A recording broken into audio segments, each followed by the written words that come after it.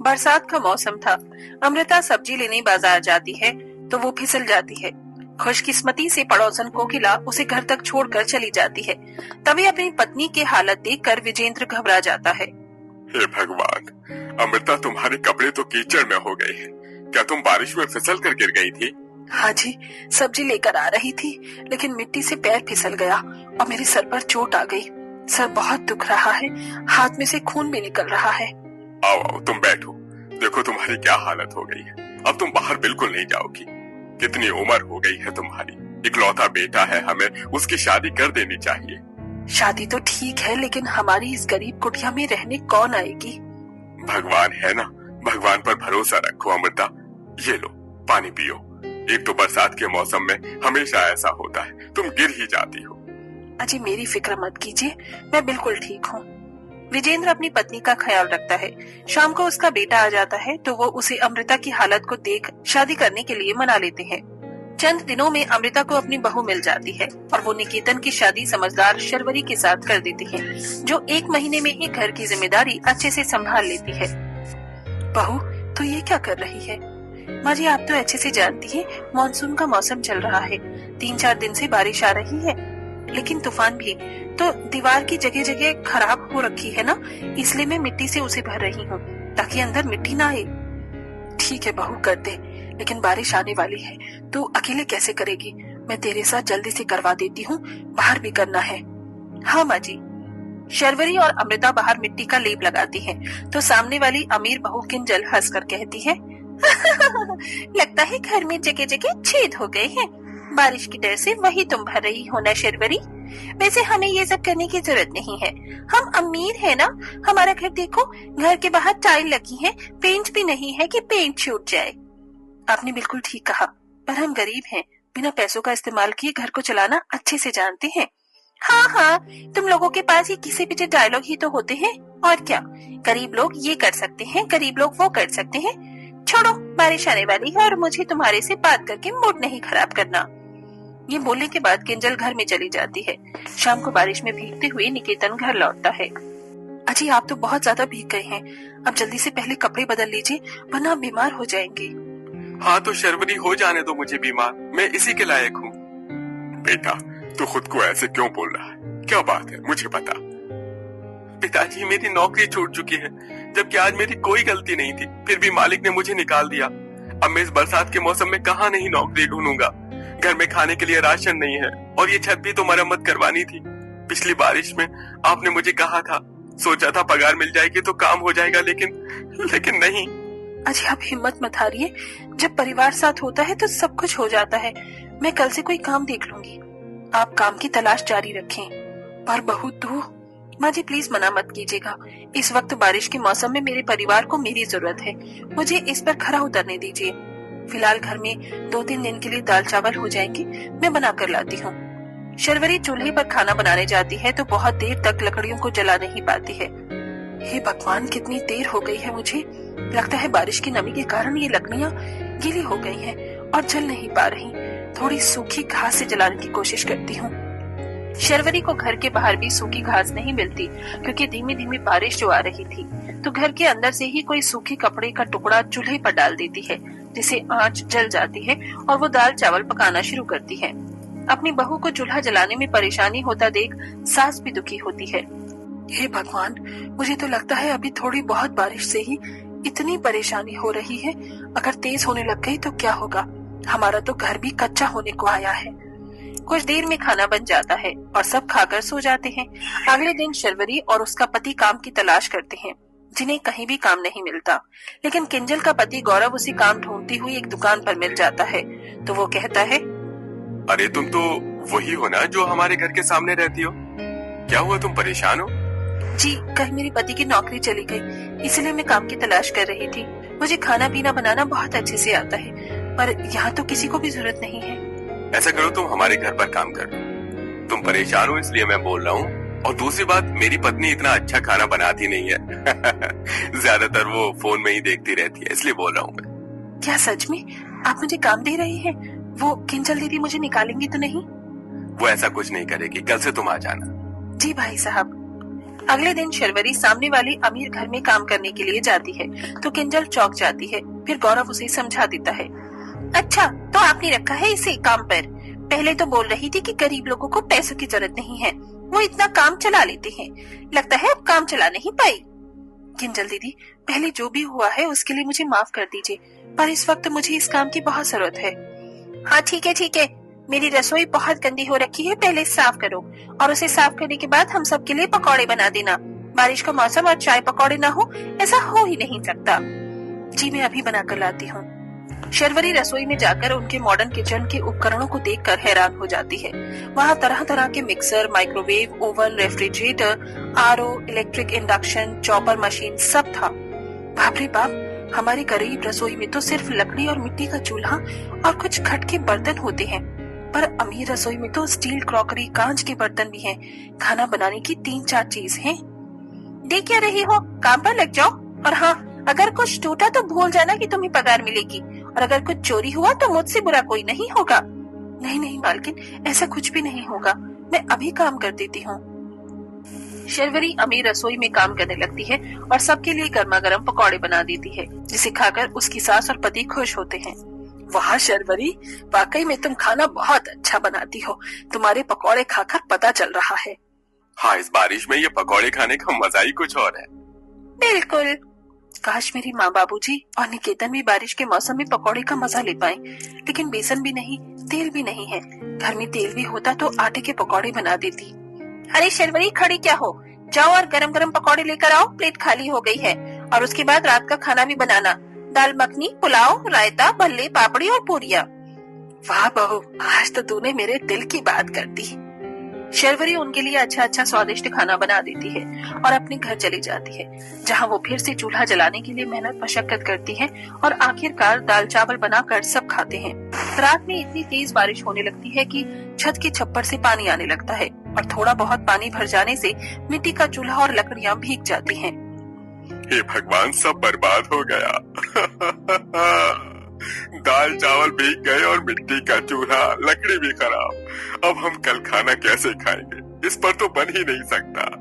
और घर में पानी भर गया वो अलग, हम सबको मिलकर जल्दी से पानी निकालना होगा, सोना भी दुश्वार हो गया है। रात के 1 बजे वो गरीब लोग बहुत परेशान होते हैं और सुबह तक बरसात के पानी को निकालते रहते हैं। घर में खाने के लिए कुछ नहीं है क्या? मुझे भूख लग रही है, तो माँ बाबूजी को भी लग रही होगी और तुम्हें भी। आपने बिल्कुल ठीक कहा, लेकिन जब घर में चूल्हा ही खराब हो, वो जल नहीं सकता, तो कैसे खाएंगे हम? आप चिंता मत कीजिए, मैं सामने वालों से थोड़ी मदद मांगने की कोशिश करती हूँ और काम का टाइम भी हो गया है। हाँ बहू, तू जा। शर्वरी फिर उन सब के लिए रसोई में अच्छा अच्छा खाना बनाती है। उनके घर में किसी चीज की दिक्कत नहीं है, लेकिन गरीब लोगों को तो बहुत परेशान होना पड़ता है अपनी रसोई में।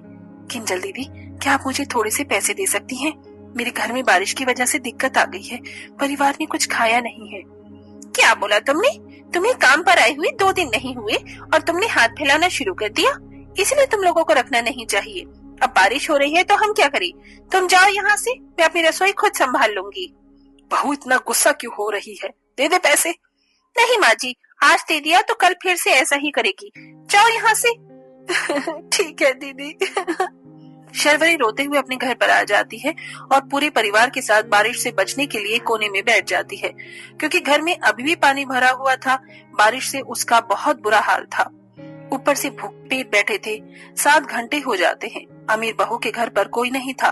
वो अपने लिए माइक्रोवेव में पिज्जा बना रही थी कि अचानक से ब्लास्ट होने की आवाज आती है। शर्वरी फौरन सामने वाले घर में जाती है और देखती है कि किंजल को करंट लग रहा है, तो वो लकड़ी के जरिए बिजली बंद करती है। हे भगवान, ये तो करंट खाकर बेहोश हो चुकी हैं, इन्हें अस्पताल ले जाना चाहिए। निकेतन जी, माँ जी, बाबूजी, उनके घर पर कोई नहीं है, इन्हें जल्दी से अस्पताल ले जाना होगा। निकेतन शर्वरी की आवाज सुन उसके पास आता है और किंजल को तुरंत अस्पताल ले जाता है, जहाँ उसके परिवार वाले भी आ जाते हैं। कुछ देर बाद उसे होश आता है। दीदी, आप ठीक तो है ना? आपको करंट कैसे लग गया? वो मैंने गलती से माइक्रोवेव तार पर पानी डाल दिया था और थोड़ा सा पहुंचकर जैसे ही उसे प्लग में लगाया तो शॉर्ट सर्किट से करंट लग गया। मैंने तुम्हारे साथ इतना बुरा बर्ताव किया, उसके बाद भी तुमने मेरी जान बचाई, क्यों? इसीलिए क्योंकि किंजल हर कोई अभिमानी नहीं होता। तुम्हारी बातों का उसे बुरा लगा होगा, लेकिन फिर भी तुम्हारी जान बचाना तो उसने जरूरी समझा ना। आपने बिल्कुल ठीक कहा, मुझे अपनी गलती का पछतावा हो गया है शिरवरी। सुनिए जी, मेरे कहने पर उनके घर में थोड़ा राशन और गैस सिलेंडर लगवा दीजिए ताकि इनकी रसोई में कोई परेशानी न हो। ठीक है, तुम आराम करो। किंजल को अपनी गलती का एहसास होता है और वो अपने पति से कहकर गरीब परिवार की रसोई में गैस सिलेंडर और राशन लगवा देती है। बरसात में अब गरीब परिवार भी बिना परेशान होकर खाना बना सकता था।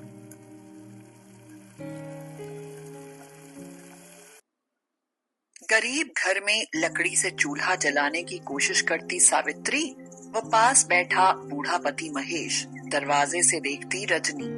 गरीब की रसोई भी आफत से कम नहीं, चूल्हा जलाने में ही घंटों लग जाते हैं। पर अमीर की रसोई में पलक झपकते ही चूल्हा जल उठता है।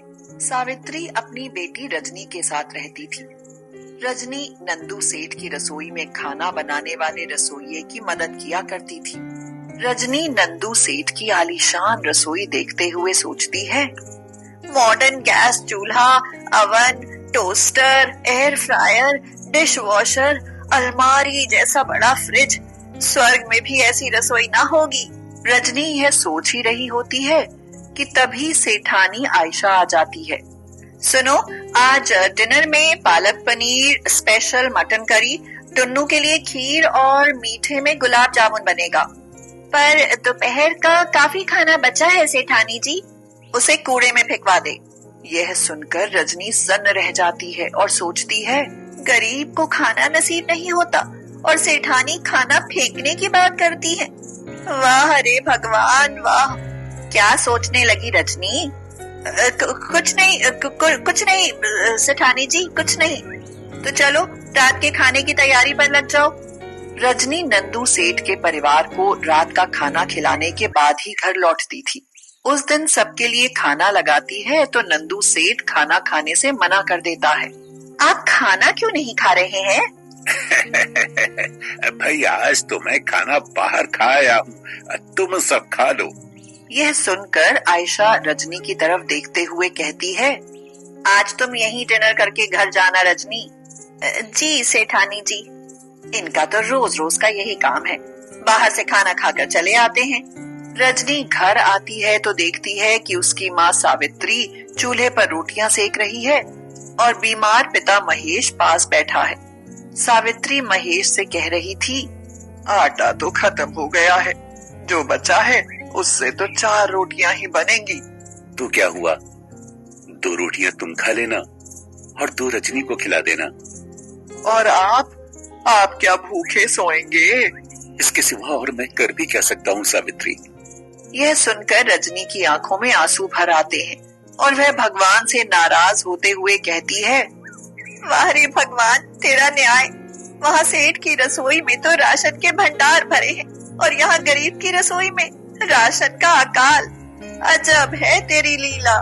तभी सावित्री की नजर रजनी पर पड़ती है और वह उसे रसोई में बुलाते हुए कहती है, अरे तू आ गई बेटी, आजा गरम गरम रोटियां खा ले।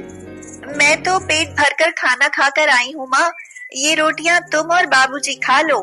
यह कहकर रजनी दरवाजे की ओट में खड़ी होकर उनकी बातें सुनने लगती है। अच्छा हुआ रजनी सेठ के घर खाना खा आई, अब तो मुझे भी खाने को 2 रोटियां मिल जाएंगी।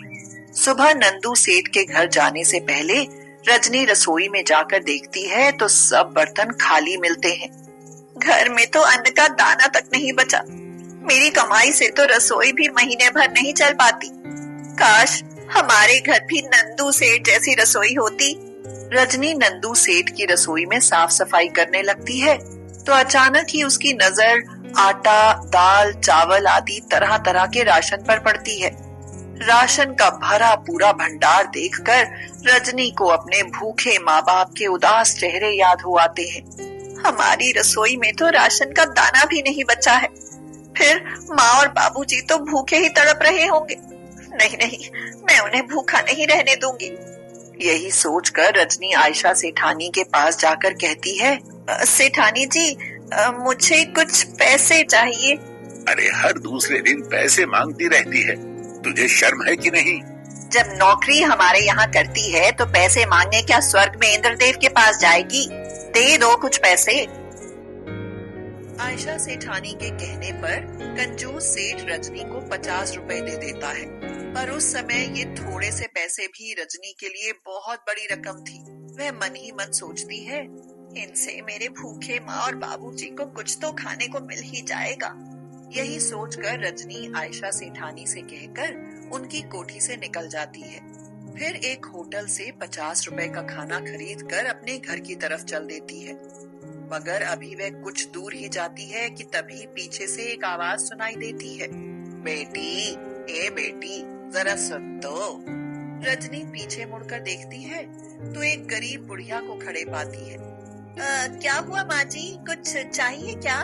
बेटी, 3 दिनों से भूखी हूँ, कुछ खाने को दे दो भगवान। पर वह गरीब बुढ़िया, पर रजनी बड़ी दयालु थी, इसीलिए वह मन ही मन सोचती है, माँ और बाबूजी ने रात को खाना खा भी लिया था, पर ये बुढ़िया तो 3 दिनों से भूखी है, मैं ये खाना इसे ही खिला देती हूँ। यही सोचकर रजनी खाना बुढ़िया को दे देती है और बुढ़िया खाना खाकर रजनी को आशीर्वाद देने लगती है। भगवान तुझे सदा खुश रखे बेटी, तेरे घर की रसोई में अन्न के भंडार भरे।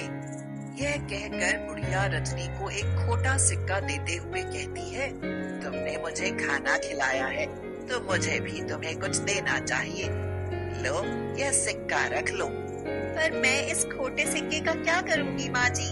अरे तू इसे रख तो ले, मैं कहती हूँ कि तेरी किस्मत बदल जाएगी, देखना। रजनी बुढ़िया से खोटा सिक्का लेकर घर आती है तो सावित्री और महेश को रसोई में खाना खाते पाती है। रजनी हैरानी से पूछती है, माँ, बाबूजी, ये खाना कहाँ से आया? बेटा, मंदिर में भंडारा लगा था। तेरे बाबूजी वहीं से आलू की सब्जी, पूड़ियाँ और हलवा ले आए, तू भी खा ले। पहले आप दोनों खा लो। यह कहकर रजनी खोटे सिक्के को एक जगह पर रख देती है और फिर उसकी तरफ ध्यान नहीं देती। कुछ दिन बाद नंदू सेठ रजनी को बुलाकर कहता है, हम अपने परिवार के साथ विदेश में अपने भाई के पास जा रहे हैं। 4-5 महीने वहीं रहेंगे, इसलिए कल से तुम काम पर मत आना। इस तरह रजनी की नौकरी चली जाती है और वह काम के लिए दर दर भटकने लगती है। मेम साहब, काम वाली की जरूरत हो तो बताना, मैं घर के सब काम कर लेती हूँ। यहाँ तो सबके घर काम वाली है, इसीलिए कहीं और जाकर ढूंढो। हाँ। रजनी को काम मिलता नहीं और पैसा आता नहीं। दिन पर दिन हालत खराब होती जाती है और घर में भूखमरी आ जाती है। रजनी शाम को घर आती है तो रसोई के शांत चूल्हे को देखकर रो ही पड़ती है और कहती है,